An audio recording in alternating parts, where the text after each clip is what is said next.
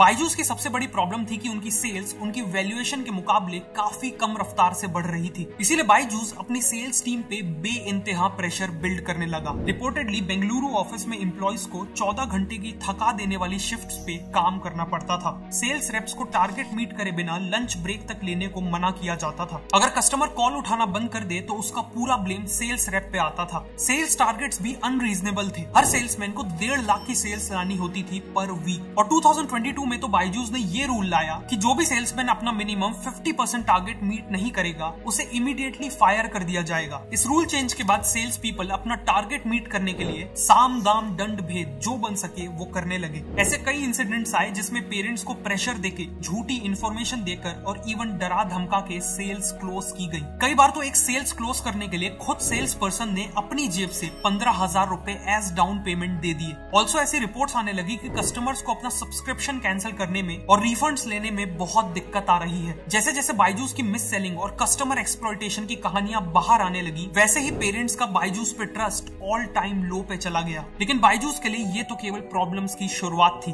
रविंद्रन और बाकी top management शायद इस बात को इग्नोर कर रहे थे कि वो चाहे कितनी भी सेल्स कर लें उससे कोई फर्क नहीं पड़ता, क्योंकि उनके यूनिट इकोनॉमिक्स सेंस नहीं बना रहे थे। वो बेसिकली हर एक सेल पे ओवरऑल लॉस कर रहे थे। उनका हर salesman on average per month 2.76 lakh की सेल्स ला रहा था, इंक्लूडिंग कैंसलेशंस एंड रिटर्न्स। लेकिन सेल्समैन की कॉस्ट जैसे सैलरीज, इंसेंटिव्स और ट्रैवल एक्सपेंसेस माइनस करने के बाद का नेट रेवेन्यू केवल 1.6 लाख पर सेल्समैन था। उसके बाद मार्केटिंग और प्रोडक्ट कॉस्ट को अकाउंट करने के बाद जो नेट मार्जिन था वो केवल 57,000 पर सेल्समैन था। Finally office rent, managerial overheads and other costs को माइनस करने के बाद बायजूस मैसिव लॉसेस कर रहा था। इन लॉसेस को देखते हुए 2022 के एंड में बायजूस ने अपने सेल्स मॉडल को ट्वीक किया ताकि वो अपने एक्सपेंसेस को कम कर सके। नए मॉडल में सेल्स पर्सन को फील्ड विजिट्स नहीं करनी होती थी, मतलब कस्टमर के घर जाके डेमो नहीं देना होता था। इंस्टेड उन्हें सारी सेल्स फोन या जूम कॉल के थ्रू करनी होती थी। अब इस मॉडल से बायजूस के एक्सपेंसेस तो कम हो गए, लेकिन साथ ही साथ उनकी सेल्स भी गिर गई, क्योंकि फोन कॉल के थ्रू कन्वर्जन रेट्स कंपैरेटिवली कम होते थे। लेकिन बायजूस के सामने अभी इससे भी बहुत बड़ी प्रॉब्लम्स आने वाली थी। लेट 2022 में बायजूस की एक अनाउंसमेंट ने सबको शॉक कर दिया। उन्होंने अनाउंस किया कि वो $200 मिलियन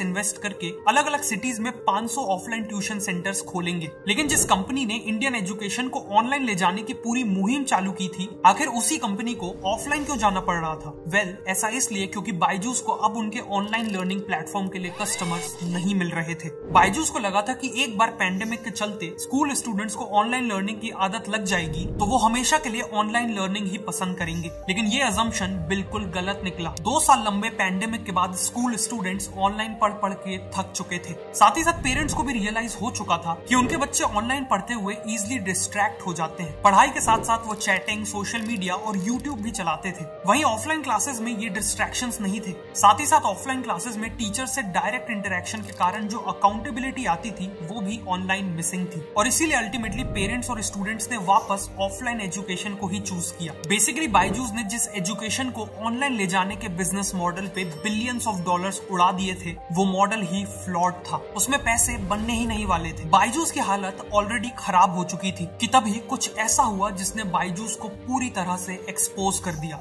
सितंबर 2022 में बायजूस ने फाइनेंशियल ईयर 21 की अर्निंग्स रिपोर्ट रिलीज करी। रिपोर्ट के अकॉर्डिंग 1 अप्रैल 2020 से 31 मार्च 2021 के बीच बायजूस ने 2428 करोड़ का रेवेन्यू किया था, लेकिन उनके लॉसेस इससे ऑलमोस्ट डबल थे, 4564 करोड़।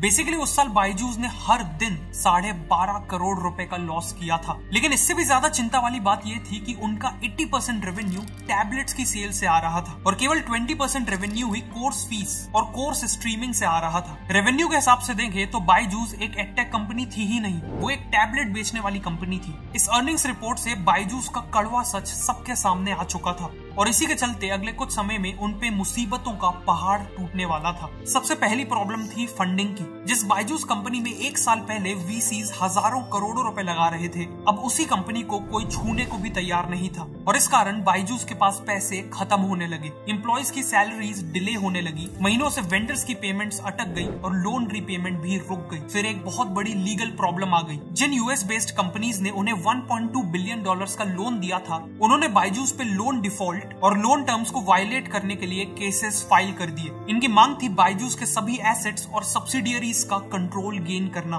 फिर अप्रैल 2023 में एक और झटका आया जब मिनिस्ट्री ऑफ कॉर्पोरेट अफेयर्स ने बायजूस पे एक इन्वेस्टिगेशन चालू कर दी। उनकी इन्वेस्टिगेशन बायजूस की फाइनेंशियल और कॉर्पोरेट गवर्नेंस प्रैक्टिसेस को लेकर थी। इसी दौरान बिगड़ती फाइनेंशियल कंडीशन के कारण बायजूस ने हजारों एम्प्लॉयज को फायर करना चालू कर दिया। ईपीएफओ डेटा के अकॉर्डिंग मार्च 2022 तक कंपनी में अराउंड 58,000 एम्प्लॉयज थे, लेकिन जून 2023 तक यही नंबर आधे से भी कम, करीब 25,000 पे आ गया था।